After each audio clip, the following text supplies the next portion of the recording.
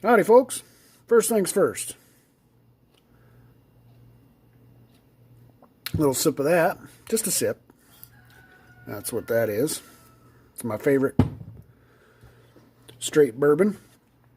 But I got a package in the mail the other day. Opened it up. It was from Amazon. I didn't order anything. And it was this. A tinder grater. And it had this, and it also came together in the package. A little ferro rod and striker. And I left a comment on one of BC Jerb's videos. He was using one, and I've seen a couple other the Fatwood Friday folks using them. And I said, I just mentioned, I got to get me one of those. And Matt Pearson wrote in a comment, don't you buy yourself one, because he was going to buy me one. So that was pretty cool. So I got the package. I thought it was from him, and I texted him. I said, thanks. I got it already. And he goes, well, I didn't send it yet. So I'm thinking, okay, I looked all through the package, couldn't find nothing. And right underneath the fold in the bottom of the box was who it was from. And it was from Ron T Sawyer. So he noticed I wrote that in a comment also, and he got me one also. That's pretty, I thank you quite a bit there, Ron T. Pretty observant from one of the elderly. Just kidding. I love you. You know it. I really appreciate it, and I'm going to be using this Friday. I'll see if this will work. I striked it a little bit. It didn't put out very big sparks, so I might use my my standard that I use, ferro rod that I use. But I'm definitely going to use the tinder grinder, or tinder grater. That's what I call it, I guess. Made by Smith's. So thank you, Ron. Appreciate that. And I also got in the mail a new CJRB knife. I got a video with this CJRB. If you scroll down through the, if you go to my page and go through the videos, you'll see I did a little review on this. But I liked it so dang much, I got me another one. Bam! Got me another bad dog. But this one, they were out of last time, is burlap micarta scales. So they got it back in, and motorcycle going by. Don't know if you heard that or not. But on the previous model, it was a red pivot spacer, which it really set it off. And they changed it to gold, which is fine. And yes, I did cut myself at work the other day. But first things first with this, we're going to take off the dang pocket clip. Well, that's the wrong size. Looks like I won't be taking it off just yet. Hold on 1 second. All right, I'm back. First things first, we'll take this pocket clip off. I always, pretty much on all my pocket knives folders, I take the pocket clip off. Oh, it's a deep carry clip, which is nice. It's stainless. It's got good retention on it. It's right or left side, but it's tip up, which I also like.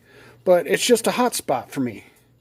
I just don't like them. I put a lanyard on there so that the knife sits in my pocket, tip up, and these knots, these end knots, stick out of my pocket. And a lot of times I have leather gloves on or work gloves, and it's wintertime or whatever.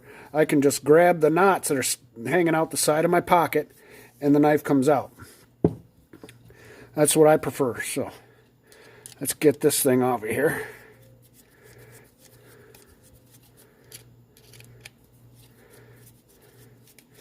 And I'll make a lanyard for it at some point. Where's my... I'll just put that back in the bag it came in. The knife came in. There's that. Like I said, it was a right or left. It's got a carry, tip up. It's got a nice lanyard hole, which I do use.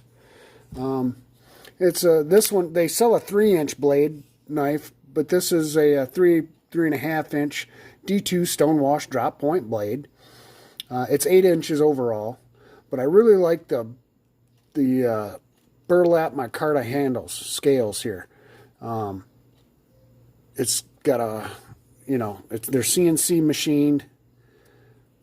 Just really contoured, got a little bit of contour to them, which fits really well in the hand.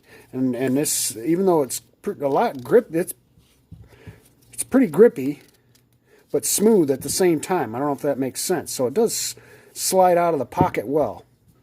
When I got this one, it was really hard to open. I had to probably do this and oil it and loosen this pivot screw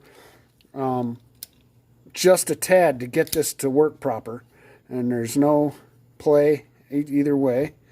But I do, after use, I do have to tighten it just a tad ever so often because it'll get a little bit of side-to-side play. This one, right out of the box, no play, comes right open. It's oiled nice. The blade has got a nice, it's got plenty of belly for it for slicing. I like it because I'm an electrician, and it's got an acute tip, so I can reach into electrical boxes and cut insulation off wire and all that kind of good stuff. It's got a flat grind. The hardness is a 58 to 60 HRC. It's an open design for cleaning, getting the pocket lint and all out of that. All out of that. It's got stainless not bolsters, but spacers in there. It's a liner lock, and I love how the liner is inset into the scales itself. I really like that. The drop shutty is really nice for one-handed use, which I need that quite a bit. It's the pivots run on ceramic bearings. It is made in China, but that don't matter much to me at all. I just really like this blade. This overall design, it's got all smooth, contoured, smooth lines to it, and it fits really, really well in the hand. That's why I bought me another one. So I'm going to be using it, switching back and forth with the same knife pretty much. But now when I got this one, like I said, it had some issues with getting it to work proper and getting it worked in, getting it to work in like it should. This one out of the box was perfect. This one I had to sharpen. It was this one wasn't all that sharp when I got it, but this one, the new one out of the box, I'd like to demonstrate real quick. Phone book paper is real flimsy, so you know if you can cut notebook paper, it's your knife is pretty dang sharp. But right out of the box, it is sharp.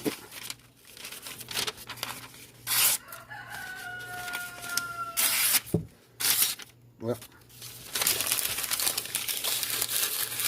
so I was extremely happy with this one right out of the box. So.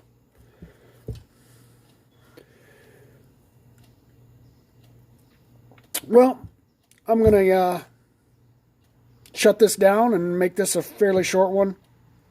Just thought I'd show off my new burlap